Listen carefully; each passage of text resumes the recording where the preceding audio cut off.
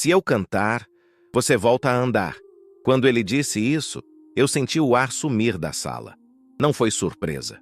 Foi pior. Foi como se alguém tivesse colocado um espelho na minha cara e eu não tivesse para onde fugir. Eu estava ali. Na minha frente, tinha câmera ligada. Tinha gente em pé, gente sentada, gente com jaleco, gente com terno. Tinha médico, tinha jornalista. Tinha gente que me chamava de doutora, sem eu ter pedido. Tinha gente que me odiava por trás do sorriso. E tinha ele, o mecânico, com as mãos marcadas de graxa, como se ele tivesse vindo direto debaixo de um carro, e com um olhar tão firme que parecia saber exatamente onde eu estava quebrada. Eu juro, quando ele falou aquela frase, eu ouvi risadas nervosas no fundo, como se o mundo estivesse tentando disfarçar o medo com deboche. Eu ouvi alguém cochichar, "Isso é loucura!"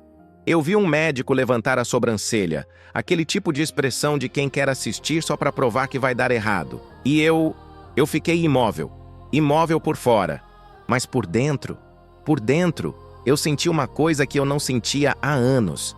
Pânico e esperança brigando no mesmo lugar. Porque eu não estava com medo de cair. Eu estava com medo de funcionar. Eu estava com medo do meu corpo me obedecer e eu não saber mais quem eu era sem essa cadeira. Eu estava com medo de voltar a andar e, junto com isso, voltar a lembrar de tudo que eu enterrei para sobreviver. Ele deu um passo mais perto. E antes de encostar em mim, ele falou baixo. Baixo o suficiente para só eu ouvir, como se estivesse me entregando uma sentença. Você não perdeu as pernas. Você perdeu a permissão de acreditar que ainda pode. Naquele momento, alguém tentou interromper. Alguém disse, isso não é ético. Alguém disse, isso é teatro. Alguém disse, para com isso. E foi aí que a coisa aconteceu. Foi rápido. Foi chocante. Foi impossível de desver. Chocou todo mundo. E eu vi uma pessoa levar a mão na boca. Eu vi outra dar um passo para trás. Eu ouvi um meu Deus sair de algum canto. E o pior, ou o melhor, é que eu senti. Eu senti meu corpo responder de um jeito que eu tinha esquecido que existia. Eu senti uma memória antiga acender nos nervos. Eu senti como se algo dentro de mim dissesse, finalmente. Só que eu não vou te contar ainda o que exatamente aconteceu naquele instante. Porque se eu te entregar isso agora, sem você entender o caminho, você vai achar que é milagre de vídeo. E eu não vou te dar um milagre barato. Eu vou te dar a verdade inteira do jeito que ela foi. Feia, injusta, perigosa e transformadora. Para você entender por que um mecânico estava naquele lugar e por que aquela frase foi o começo do fim do meu império, eu preciso voltar no dia em que tudo começou. No dia em que meu carro de luxo morreu no meio da avenida. No dia em que eu fui forçada a entrar numa oficina que eu desprezei. No dia em que eu ri alto para humilhar um homem, sem perceber que eu estava rindo para não chorar por mim. Então fica comigo até o final. E agora eu vou te pedir duas coisas. Direto, porque eu não quero que você abandone essa história bem na hora que ela vira uma bomba. Se inscreve no canal agora, porque se você gosta de histórias que te prendem, te viram do avesso e ainda te deixam pensando depois, você vai querer os próximos vídeos. E compartilha esse vídeo com alguém que você ama e que está travado por dentro, mesmo fingindo que está tudo bem. Às vezes, a pessoa só precisa ouvir a história certa, na hora certa. Agora respira. Porque para você entender por que aquilo chocou todo mundo, eu preciso te contar como eu fui parar naquela cadeira. E por que eu passei a vida inteira tentando controlar tudo, até o dia em que o destino me estacionou exatamente onde eu mais evitava. Eu preciso que você entenda uma coisa sobre mim. E talvez no fundo, sobre você também. Eu não nasci má. Eu virei. E eu virei não porque eu quis. Eu virei porque foi o único jeito que eu encontrei de continuar respirando sem desabar por dentro. Me diz uma coisa. Você já sentiu que, se abaixasse a guarda por um segundo, tudo ia desmoronar? Eu vivia assim, o tempo todo. Por fora, eu tinha tudo o que as pessoas chamam de vida pronta. Dinheiro, sobrenome forte, influência, uma rede de hospitais no meu nome, reuniões com gente poderosa, portas se abrindo antes mesmo de eu pedir. Um mundo inteiro dizendo sim para mim, mas ninguém perguntando se eu estava bem. E agora eu te pergunto, olhando direto para você, de que adianta o mundo dizer sim quando você vive dizendo não para si mesmo? Porque por dentro, eu carregava uma prisão silenciosa. Uma prisão que não tinha grades, mas tinha regras. Uma prisão onde eu não podia errar, não podia fraquejar, não podia precisar. Sim, eu estava presa a uma cadeira de rodas. E isso todo mundo via. Mas a pior prisão não era essa. A pior prisão era quem eu tinha me tornado depois do acidente. Eu tinha virado alguém que não pedia ajuda, porque pedir ajuda era admitir derrota. Alguém que não aceitava carinho, porque carinho abria rachaduras. Alguém que transformava dor em ironia, porque ironia machuca antes que machuquem você. Alguém que preferia humilhar primeiro, só para não dar tempo do mundo me olhar com pena. Deixa eu te perguntar algo que talvez doa responder. Você já machucou alguém, só para não mostrar onde estava doendo em você? Eu fiz isso muitas vezes. E cada vez que eu fazia, eu me convencia de que estava forte. Mas na verdade, eu só estava ficando mais distante de mim mesma. E eu sei que isso soa duro, frio, até cruel. Mas eu vou falar a verdade, sem maquiagem, olhando no seu olho como se você estivesse sentado na minha frente agora. Eu tinha medo de ser vista fraca, medo de verdade, medo físico, medo no estômago. Porque para mim, fraqueza nunca foi humana. Fraqueza era perigosa, era um convite para ser usada, um convite para ser descartada, um convite para ser destruída. E sabe o pior? Eu não inventei isso sozinha. Eu aprendi. Aprendi cedo demais. Aprendi quando ainda era jovem demais para entender. Aprendi observando quem caiu. Aprendi vendo quem confiou demais. Aprendi percebendo quem foi engolido por baixar a guarda. Então eu prometi a mim mesma que isso nunca aconteceria comigo. Eu virei armadura. Eu virei controle. Eu virei distância. E funcionou. Por um tempo. Até o dia em que eu descobri que viver protegida não é o mesmo que viver livre. E que ninguém consegue se devolver sozinho. Porque eu não sabia. E talvez você também não saiba ainda que um dia eu ia cruzar o caminho de alguém que não queria me dominar, não queria me expor, não queria me destruir. Ele só queria me devolver aquilo que eu tinha enterrado para sobreviver. E foi exatamente por isso que eu resisti tanto quando ele apareceu. Aquele dia começou como quase todos os outros da minha vida naquela época. Agenda lotada, cabeça acelerada, coração fechado, tudo muito organizado por fora. E tudo completamente bagunçado por dentro. Eu estava no banco de trás do meu carro, afundada no couro caro, tentando decidir 3 coisas ao mesmo tempo, falando no telefone, revisando uma apresentação, respondendo mensagem sem nem ler direito. Aquela vida de gente que se orgulha de não parar. Me diz uma coisa, você já confundiu correria com propósito? Eu confundia o tempo todo. Eu achava que, se eu parasse, eu sentia. E sentir, para mim, era perigoso. Até que o carro tossiu.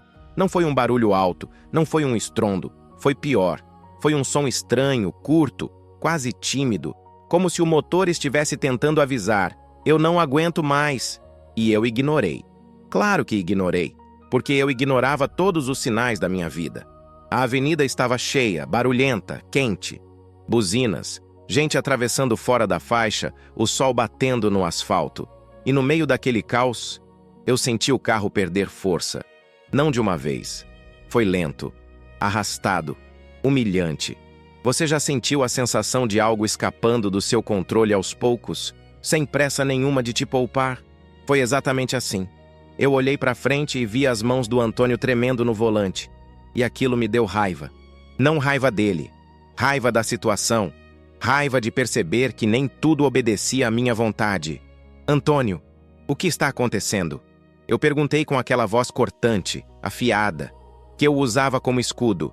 Aquela voz que dizia, eu mando, mesmo quando por dentro eu estava com medo. Ele engoliu seco antes de responder. Senhora, superaquecimento. Vou precisar encostar. Meu peito apertou na hora. Porque eu odeio improviso. Eu odeio depender do acaso. Eu odeio quando as coisas fogem do roteiro. No meu mundo, roteiro era tudo. Roteiro era controle. Roteiro era segurança. Roteiro era a ilusão de que nada podia me pegar desprevenida. E eu cuspi, sem pensar. Encostar onde? Foi aí que eu vi. Do lado da avenida, quase escondida entre prédios e placas, uma oficina simples demais para existir no meu universo.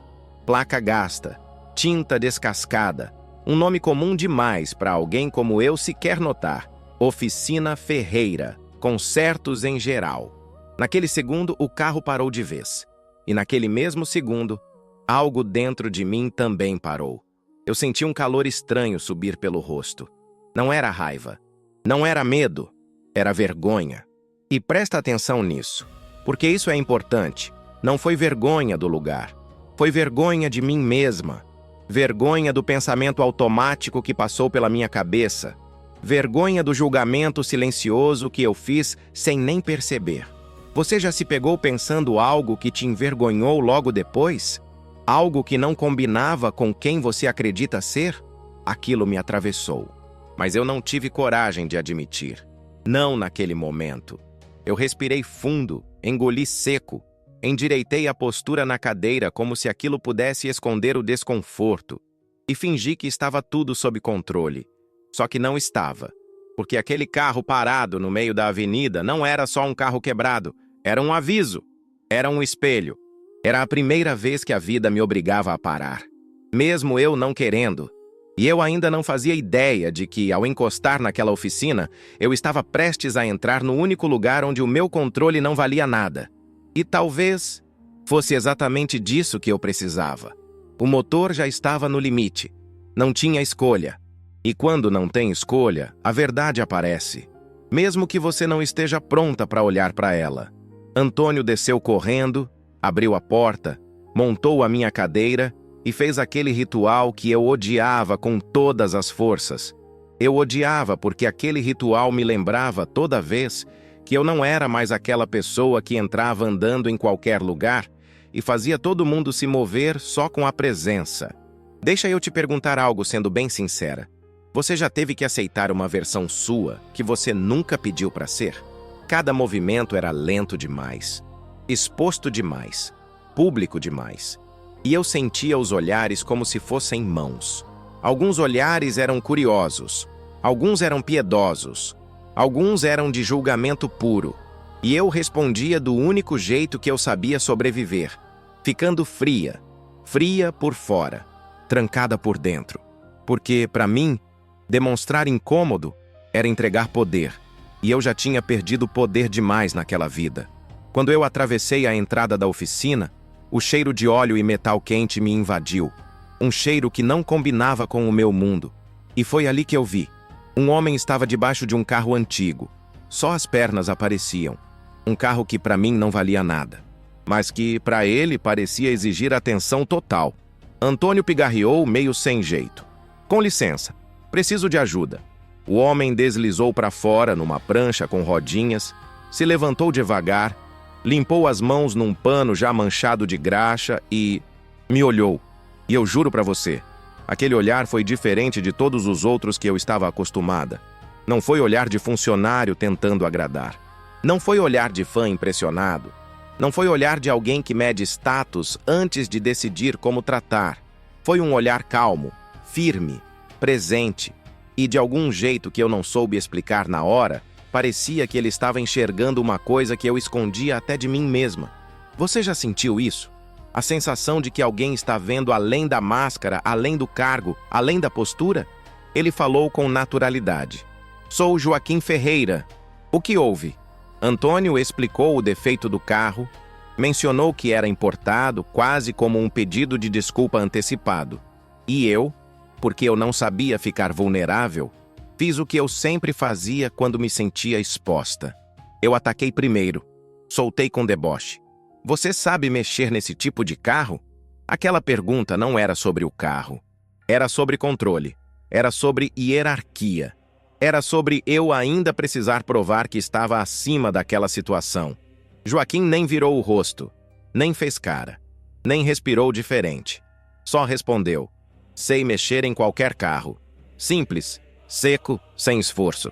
E aquilo me irritou mais do que qualquer discussão. Eu ri alto. Ri para humilhar. Ri para marcar território. Ri para convencer a mim mesma de que eu ainda mandava ali.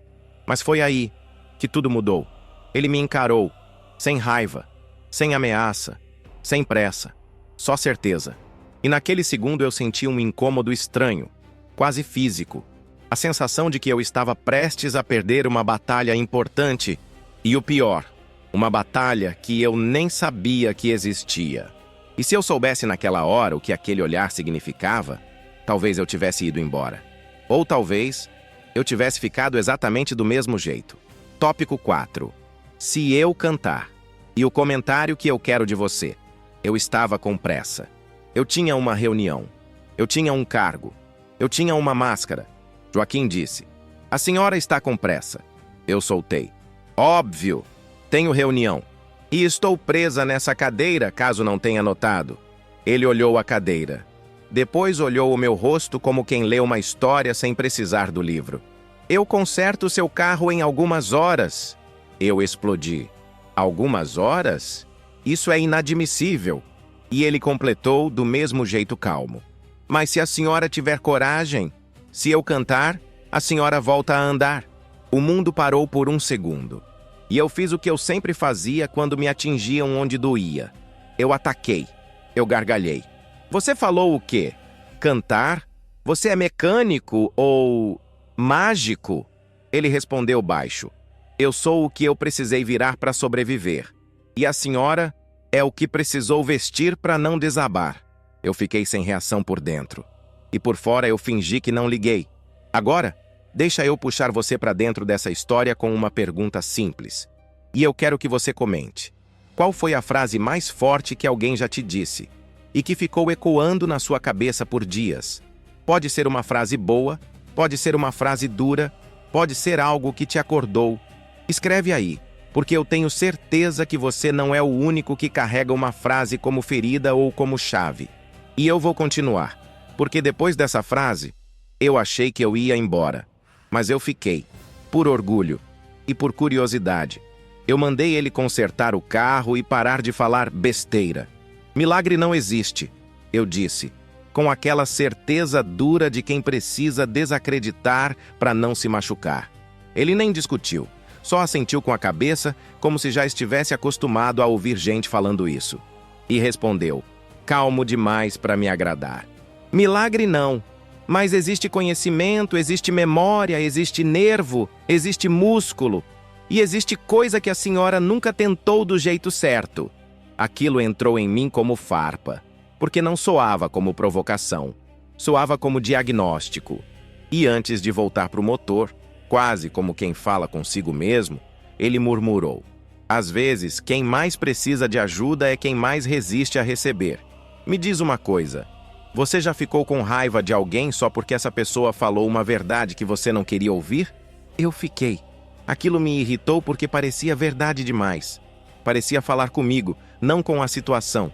Foi aí que apareceu Dona Rosa, uma senhora idosa, pequena, com um bordado nas mãos e um sorriso que parecia não carregar pressa nenhuma.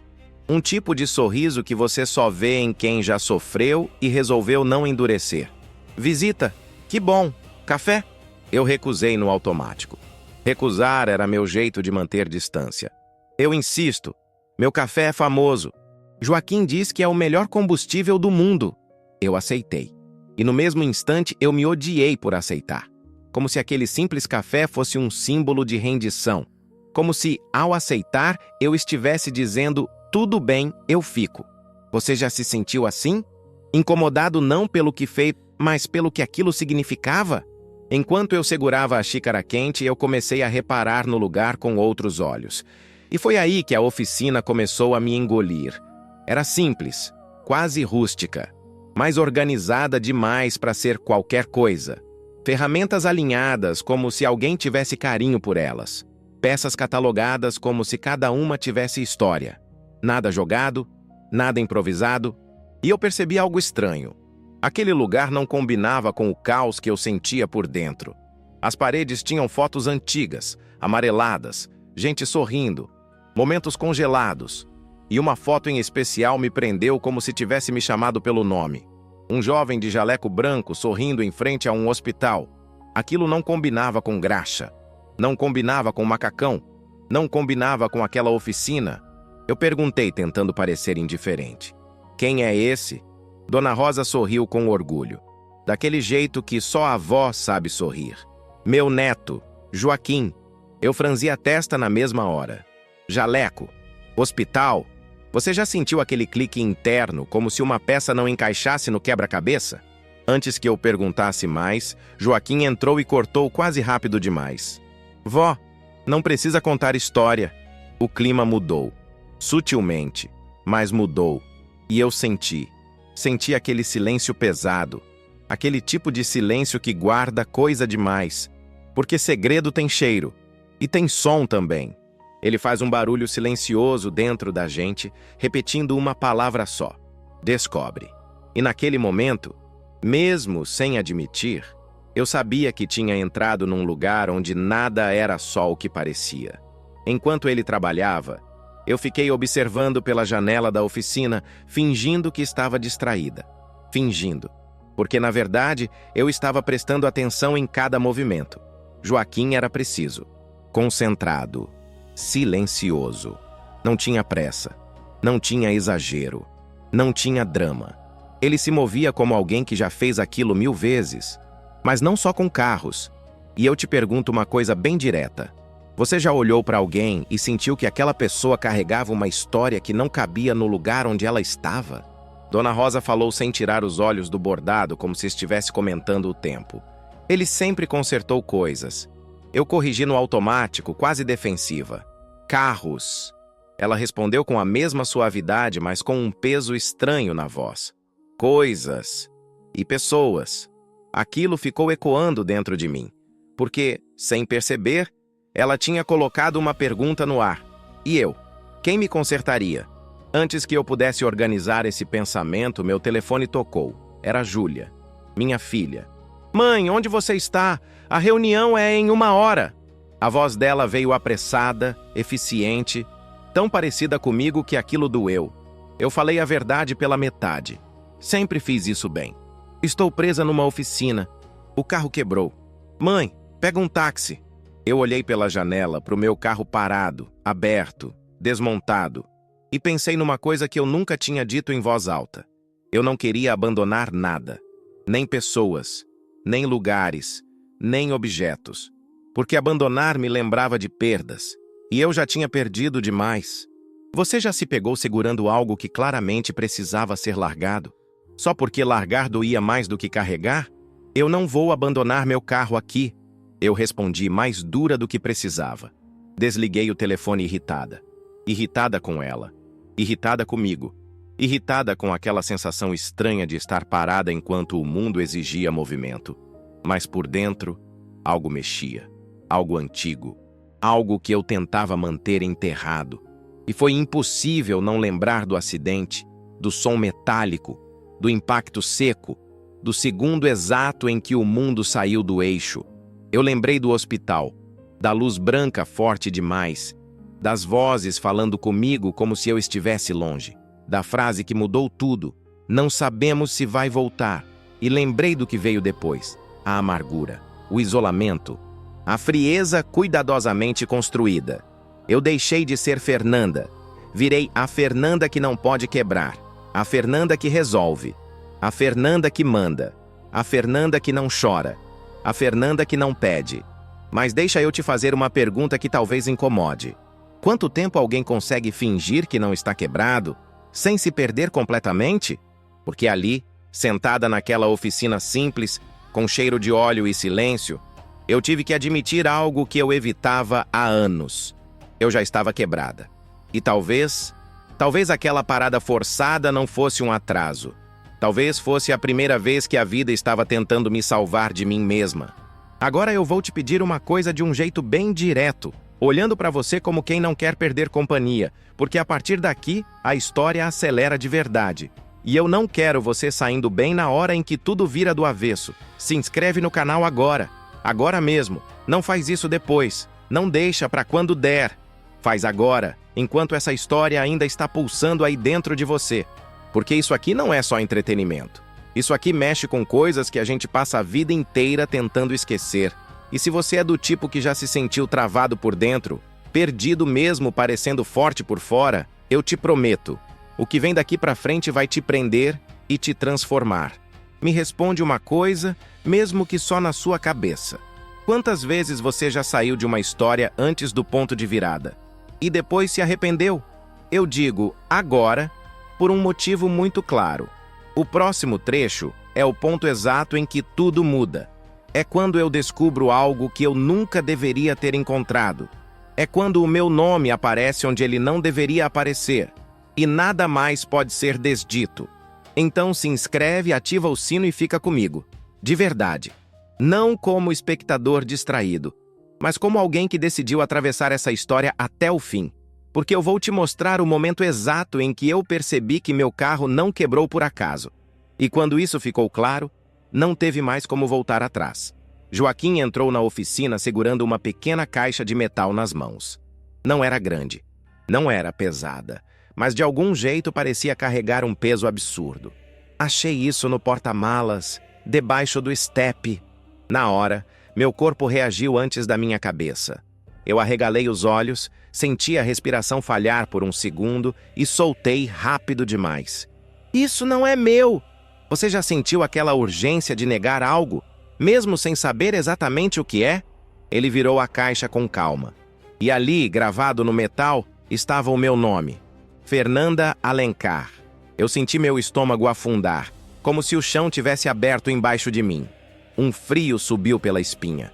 Um tipo de frio que não vem do ambiente. Vem da certeza de que algo está prestes a mudar para sempre.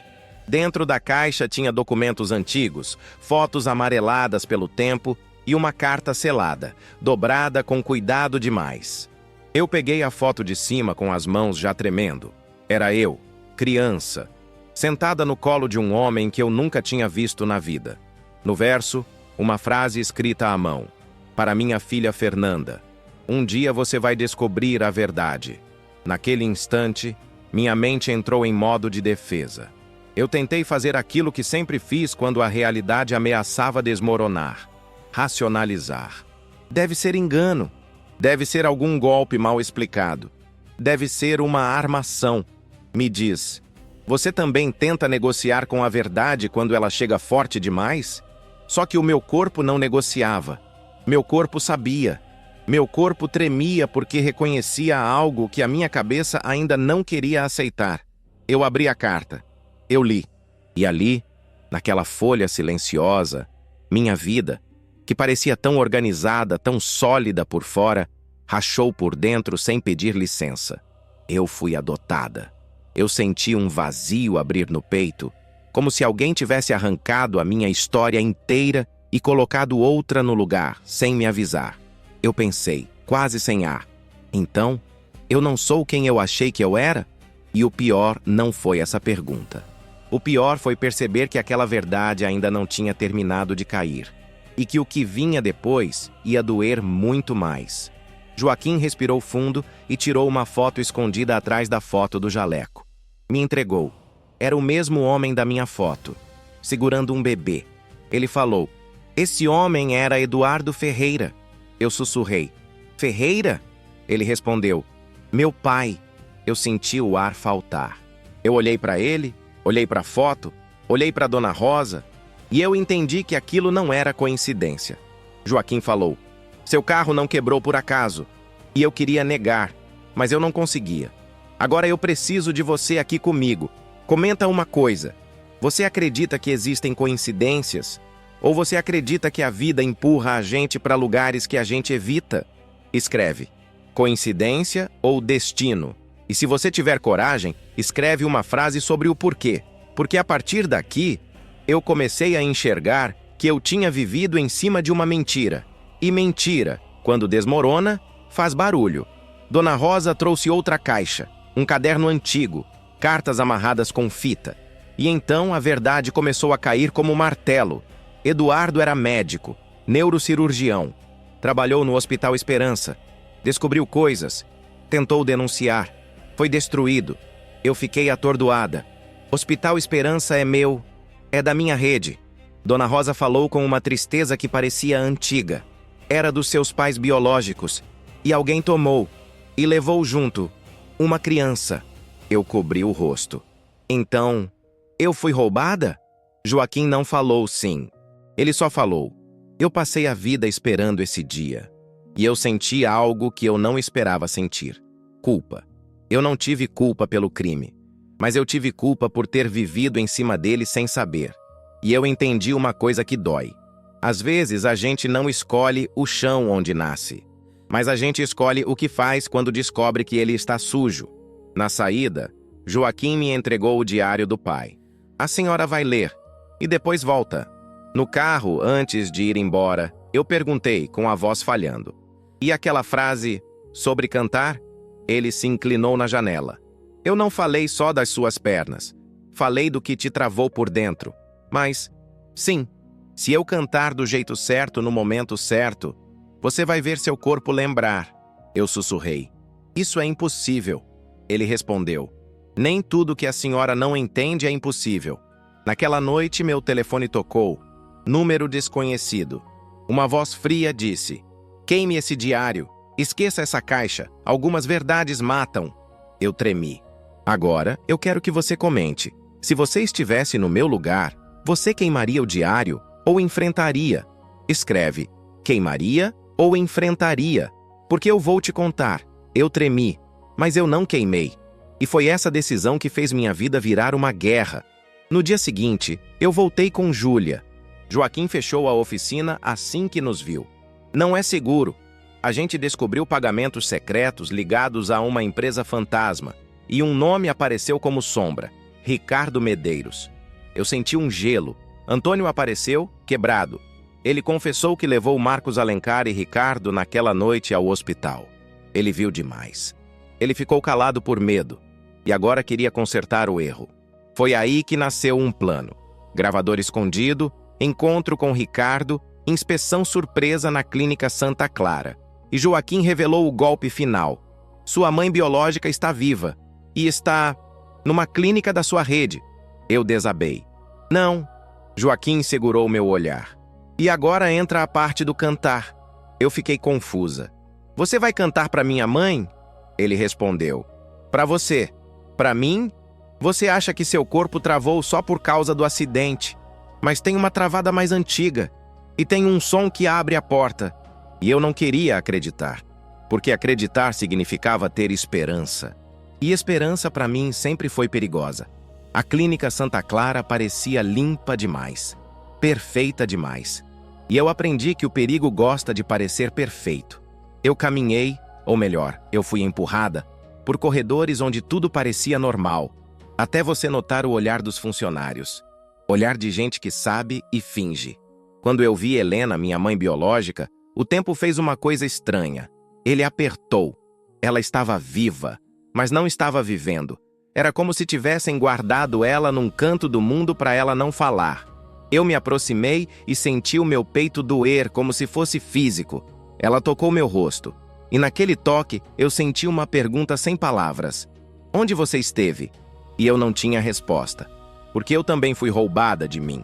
E naquele momento eu entendi que a maior crueldade de um crime não é só o ato, é o que ele arranca do futuro. Quando tudo começou a vir à tona, denúncias, imprensa, Ricardo encurralado, Joaquim fez o que prometeu, mas não do jeito que o mundo gosta. Ele não fez palco, ele não fez show, ele não me expôs. Ele me levou para uma sala silenciosa, sem plateia, sem humilhação. Ele falou: eu vou cantar uma música que meu pai usava em pacientes com trauma. Música não é mágica. Música é chave. Eu ri nervosa. E se não funcionar? Ele respondeu. Então eu continuo, porque eu não estou aqui para te impressionar. Estou aqui para te devolver o que foi roubado. Ele começou a cantar baixo. Uma melodia simples, quase uma canção de ninar. E eu chorei. Chorei porque eu percebi que meu corpo não tinha parado só por causa do acidente. Meu corpo tinha parado porque minha alma travou. E minha alma travou porque eu construí uma vida inteira em cima do medo. Meu corpo respondeu com sinais pequenos. A respiração mudou. Os ombros relaxaram. Minhas mãos pararam de apertar a cadeira como se ela fosse uma âncora. Ele cantou de novo, um pouco mais firme no mesmo ritmo. Agora, segura aqui. Ele posicionou minhas mãos num apoio. Não força, só lembra. Eu sussurrei. Eu não lembro. Ele disse. Lembra sim. Seu corpo lembra. Seu coração lembra. E eu tentei. Primeiro nada, depois um movimento mínimo. E então, eu senti minhas pernas acordarem de um jeito diferente. Eu arregalei os olhos. O que é isso? Ele respondeu. É você voltando, devagar, do jeito que sempre foi para ser. Agora eu quero que você comente algo bem pessoal, se você se sentir confortável. O que te trava mais hoje? Medo de falhar ou medo de dar certo? Escreve, falhar ou dar certo. Porque eu descobri naquele dia que eu tinha medo dos dois. Eu vou ser honesta com você. Eu não levantei e saí correndo como filme. Não foi milagre barato.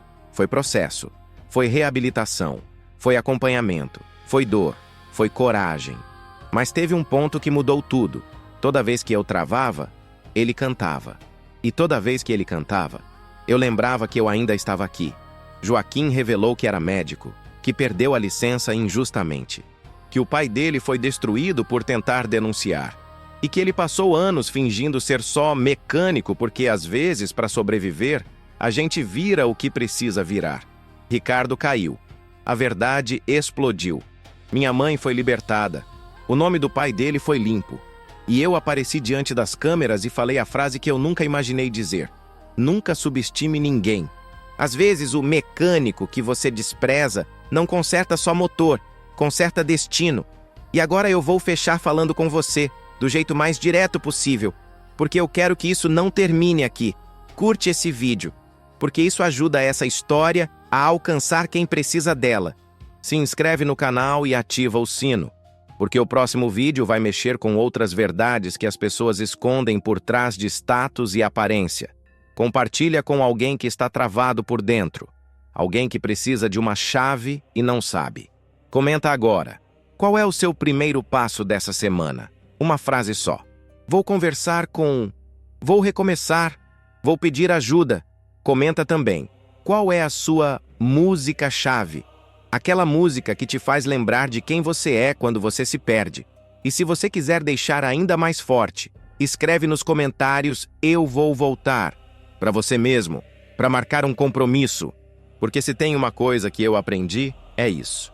Eu ri quando ele disse: se eu cantar, você volta a andar. Mas eu não sabia que o que estava paralisado não eram só as minhas pernas. Eu vejo você no próximo vídeo.